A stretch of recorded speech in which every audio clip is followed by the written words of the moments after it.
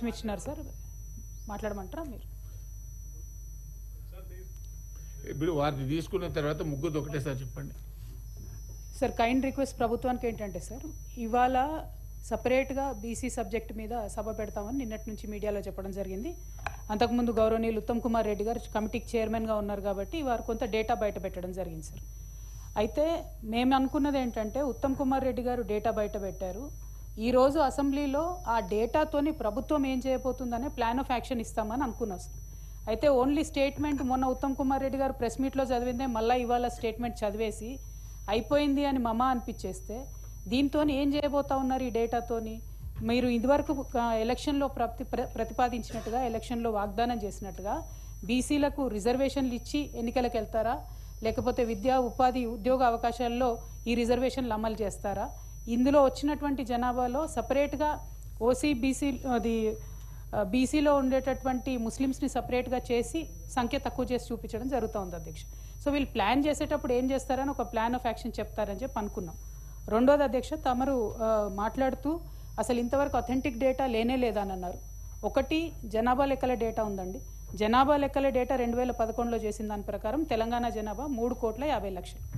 Every డికేడ్లో, అంటే ప్రతి 10 సంవత్సరాలకు ఒకసారి, అది ఇంటర్నేషనల్ వైజ్గా ఉండేటటువంటి ట్రెండ్, భారతదేశంలో ఉండేటటువంటి ట్రెండ్ను చూసి యావరేజ్ తీస్తే 13.5% పెరుగుతుంది సార్ ఎక్కడైనా కూడా జనాభా. ఆ లెక్కల్లో చూసుకుంటే ఈసారి 2024లో మన తెలంగాణ రాష్ట్ర జనాభా 4,18,00,000 ఉన్నాయి. అందులో పర్టికులర్గా అంతకుముందు ఉండేటటువంటి ఎస్సీ ఎస్టీ జనాభా కంపేర్ చేస్తే సార్, ఇప్పుడు వీళ్ళు రిపోర్ట్ చేసిన దాంట్లో ఎస్సీల జనాభా -1.75% అవుతుంది సార్. అట్లానే ఎస్టీల జనాభా తగ్గుదల, ప్రతి ఒక్కరి జనాభా తగ్గుతుంది సార్. కేవలం ఓసీల జనాభా మాత్రం 5% పెరిగినట్టుగా చూపించినారు సార్. సో అన్నీ కూడా, అందరి కూడా జనాభా తగ్గి ఒకటే సెక్షన్ ఎట్లా పెరుగుతుంది అనేటటువంటి అనుమానం ప్రతి ఒక్కరికి ఉంది. ఇంకొకటి, ఈ ప్రభుత్వ హయాంలో సార్ ఏ పథకం చేసినా కూడా, ఈ జనాభా లెక్కలకు సంబంధించి ఈ ఎన్యూమరేషన్ చేసినా కూడా చాలా మంది ఇంతవరకు మా ఇంటికే రాలేదు, మా ఇంటికే చేరలేదని చెప్తున్నటువంటి విషయాన్ని తమ దృష్టికి తీసుకొస్తా ఉన్నాను సార్. అందులో వారు చెప్పినారు కొన్ని హౌస్ హోల్డ్స్ వారు డేటా ఇవ్వలేదు అని చెప్పి. మరి అట్లా ఇవ్వనటువంటి వారి కోసం ప్లాన్ ఆఫ్ యాక్షన్ ఏంటి? మీరు మళ్ళీ వాళ్ళని రిజిస్టర్ చేసుకోమని అడుగుతారా? రిజిస్టర్ చేసే అవకాశం ఇస్తారా? ఇవ్వనటువంటి వాళ్ళ మీద విండిక్టివ్గా కాకుండా ఎట్లా ఇంక్లూజివ్గా ఉండాలనేటటువంటి అంశం చెప్పాలని నేను కోరుతా ఉన్నాను సార్. ఓకే, డిప్యూటీ సీఎం గారు ప్లీజ్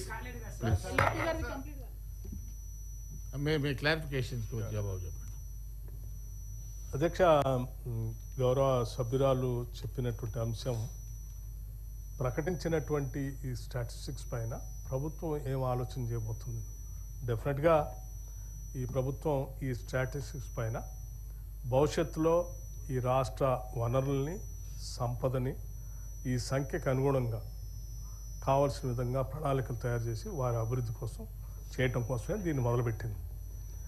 ఇది రాజకీయ, ఆర్థిక, లేకపోతే ఉద్యోగ, ఇతర అవకాశాల్లో కూడా ఎక్కడెక్కడైతే వెనకబడి ఉన్నారో ఈ సంఖ్యను బట్టి వారిని ప్రోత్సహించడం కోసం ఈ స్టాటిస్టిక్స్ని సంపూర్ణంగా ఈ రాష్ట్ర ప్రభుత్వం వాడుతుందని తెలియజేస్తూ ఉన్నాం. నెంబర్ 1. నెంబర్ 2, దీనికంటే ముందు జనాభా లెక్కలు లేవని నేను చెప్పలే. జనాభా లెక్కలు 2011 సెన్సస్ మాత్రమే ఉన్నాయి. మీరు చెప్పిన కుటుంబ సర్వే అన్ని కులాలతో కలిపి చేసినటువంటి సర్వే సైంటిఫిక్గా ఇంతవరకు లేదు. ఆ 2011 సెన్సస్లో జనాభా లెక్కలు ఇస్తారు, సరే ఎస్సీ ఎస్టీ లెక్కలు కూడా ఇస్తారు. మిగతా వాళ్ళవి మాత్రం దాంట్లో లేవు. అది మొట్టమొదటిసారి ఇక్కడ జరిగిందని చెప్పారు. అట్లాగే మిగిలిపోయినటువంటి వాళ్ళు, కొద్దిమంది చేసుకోవడానికి ముందుకు రానటువంటి వాళ్ళు, లేకపోతే ఇళ్ళు తాళాలు వేసుకున్నటువంటి వాళ్ళకి సంఖ్య కూడా నేను చెప్పాను.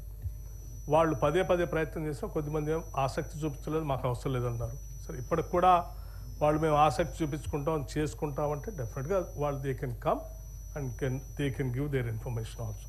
నో ఇష్యూ ఎట్ ఆల్ దానికి సంబంధించి. అట్లాగే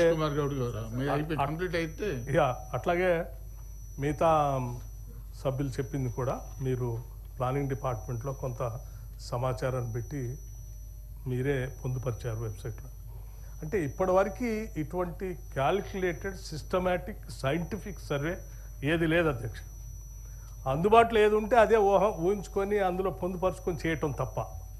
సో ఇప్పటివరకు ఇచ్చిన ఏ సమాచారం అయినా సైంటిఫిక్ స్టడీతో ఇచ్చినటువంటి సమాచారం కాదు, ఇది వాస్తవం. నేను చెప్తున్నాను సార్, డాటా ఏది చూపించినా కానీ ఇప్పటివరకు మనం ప్రతి సంవత్సరం బడ్జెట్లో ఆదాయం వచ్చిన ఆదాయాన్ని నిధుల్ని కొన్ని వర్గాలకు కేటాయిస్తూ ఇంతమంది ఉండొచ్చు అని చెప్పి చేస్తూ ఉన్నాం. అవన్నీ కూడా ఊహాగానాలతో చేసేయో లేకపోతే అంచనాలతో చేసేయో తప్ప కరెక్ట్ పిక్చర్ అయితే కాదు. ఇది కరెక్ట్ పిక్చర్ ఓన్లీ ఇంటింటికి చేసినటువంటి సర్వే ద్వారా వచ్చే పిక్చరే correct picture. Thank you. Chari గారు ఫైనల్గా క్లోజ్ చేయండి మీరు.